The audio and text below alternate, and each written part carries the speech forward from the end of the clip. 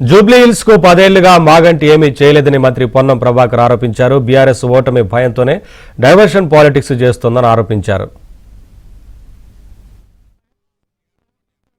10 సంవత్సరాలుగా TRS party ఆ నియోజకవర్గంలో ఏమి చేయకపోవడంతో ఎన్నికల్లో ఆ టీఆర్ఎస్ పార్టీ అభ్యర్థిని గెలిపించడానికి ఆ నియోజకవర్గ ప్రజలు వారి వైఫల్యాల మీద చర్చ జరగకుండా ఉండాలని డైవర్షన్ పాలిటిక్స్ చేస్తోంది టీఆర్ఎస్ పార్టీ.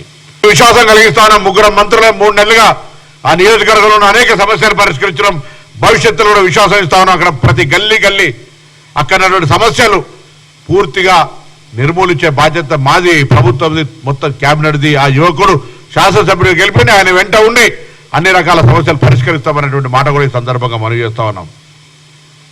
ఇవాళ గెలిచే హైదరాబాద్ అభివృద్ధి, జూబ్లీహిల్స్ అభివృద్ధి ఆకాంక్షించే అందరూ కూడా ఈ 2 పార్టీల అధికారంలో ఉండి ఈ నియోజకవర్గ నిర్లక్ష్యం, ఈ నియోజకవర్గ ప్రజల పట్ల అలక్ష్యం చేసింది కాబట్టే ఇవాళ ఇక్కడ కాంగ్రెస్ గెలిపించే విధానంగా ముందుకు పోతా ఉన్నారు.